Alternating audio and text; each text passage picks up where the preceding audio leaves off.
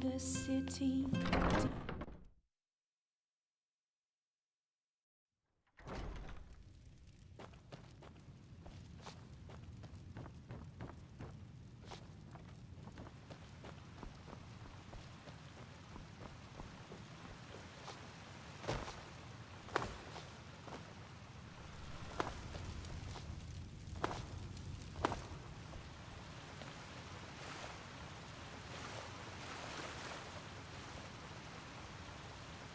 Saira, good to see you.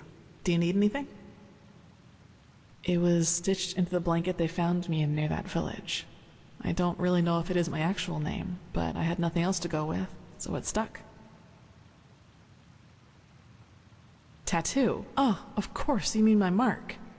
I've had that for as long as I can remember, and I don't have the slightest idea as to how I got it.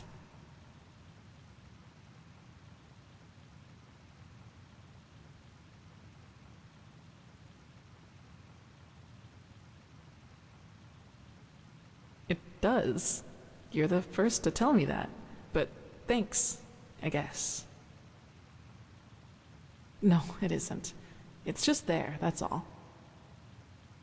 Not without leaving a bad scar, at least according to the apothecary. And even if that weren't the case, I don't know if I'd want it gone. It reminds me of something. That's what Tyrus said too.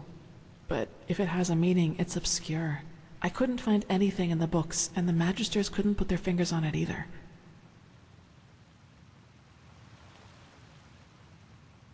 Well, as I told you, I was never very popular with the other novices. You know, the novitiate was very challenging. The Magisters only rarely gave us days off to contemplate, as they called it. The others usually used it to go to the tavern to gamble and drink. I never really liked that kind of pastime, and I still don't. I've never really thought about things like that. You know, life in the temple is quite secluded, and I doubt there are many men or women who would find my way of living attractive. But forgive me, that's very personal. I don't really want to talk about it. That's true, but when I feel the need to relax, I prefer taking a stroll or spending time in the baths. Whatever secret there is about relaxing to loud music, raucous shouting, and alcohol is beyond me. Well, what should I think about them? They're disquieting. Speaking of which, recently there's been word from the League of Apothecary up north. They say that their studies on the Red Madness haven't borne fruit yet, and that it is like no disease they've ever encountered. Honestly, that has rid me of the last of my doubts about the cycle being real, just as the Grandmaster said. Let's just hope we can find out how to stop it. That's convenient, actually. I think I still owe you an explanation. Yes, but let's talk somewhere else. Come on. So, sorry for all the secrecy. I just didn't want anyone else to listen in. Well, that moment when I neutralized the leader of the bandits in Old Dothelgrad, I'm sure you noticed that I was different then.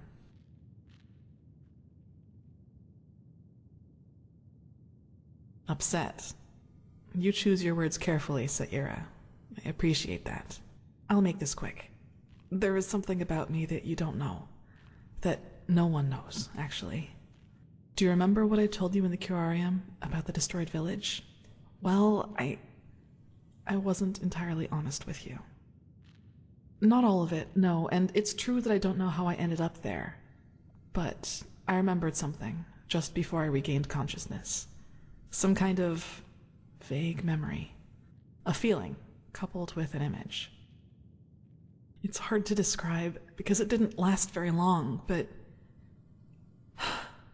I saw myself, but I was somehow above the rooftops, as if I flew. Below me, I saw all the chaos, the dead, the fire, the devastated houses, and I somehow felt hot, but from inside, as if my blood was boiling. That sounds crazy, doesn't it? I'm sorry, but I don't know how to describe it better than that. It was something that actually happened, I'm sure of it. But the memory, it was somehow blurred. Like a dream, but a very vivid one. Nothing. I woke up, and from there things happened just as I've already told you. But that's not really what I'm trying to get at. In that memory, when I saw all those dead bodies and all that destruction, I felt satisfaction, pleasure, as if all that suffering, all that pain was the most exhilarating thing I'd ever seen. Well, I didn't know what to make of that memory myself for quite a long time. But then, things happened that made me understand. There is something inside my head, Saira, some kind of second soul, an entity. Most of the time it sleeps, but there are situations in which it wakes up, mostly when something atrocious happens or has happened. Blood, pain, death. Whenever I'm confronted with these kinds of things, it tries to, I don't know how to put it, tries to take control of me, and then things like Alt Cthulgrad happen. It's never managed to completely take me over, and it hasn't gotten as far as it did in Alt Cthulgrad for a long, long time now. But that memory from the village, I think that is what happens when I let myself go completely. Yes, it is immense, Saira. I can feel it every time it is trying to take me over. I don't even want to think about what would happen if I were to give in completely. If that name seems fitting to you, then yes. But I think we both know these stories about ghosts taking over the living are just stories to scare the common folk. If it helps you, think of it as some kind of temptation, one that's just waiting for the moment when I am too weak to contain it. I figure. Listen, what happened in Old Dothelgrad, I never should have let it come to that. But that moment when he charged me, the blood on his sword, I just couldn't contain it. And when I gave in, when I hacked him into pieces, I simply felt so thrilled, complete. I was naive to believe it would never get that far again. Naive and stupid. But do you see now? This is the reason why I train so hard, why I always try to control my emotions no matter what people do or say to me. This creature inside me, it's always on the hunt. And the only way I can keep it at bay is by controlling both my body and spirit 100%. Just one moment of carelessness. That's all it takes.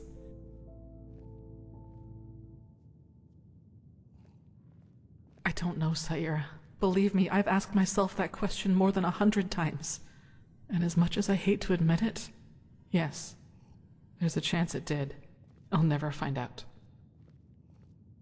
Only Master Tyrus, my foster father. He taught me how to contain it by controlling my thoughts.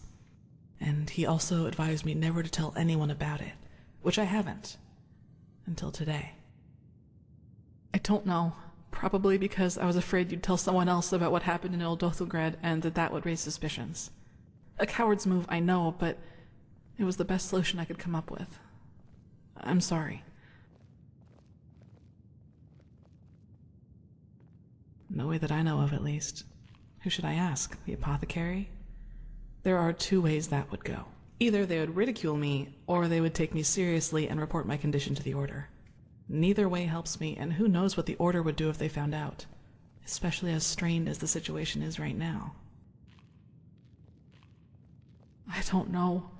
And truth be told, I'm not sure I want to. Well, what would be the alternative? Transcribe Pyrean books like the Magisters do all day?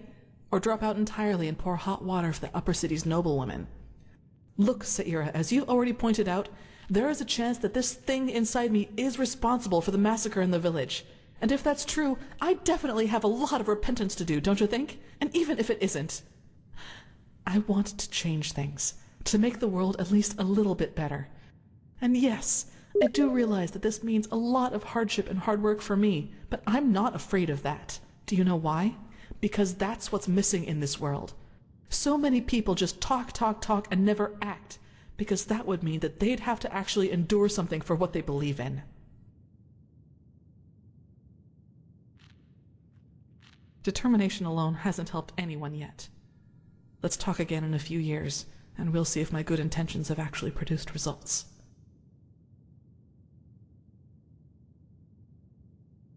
Well, that's good to know. I'd like some time by myself now. And thanks for listening. Yes, that just might work.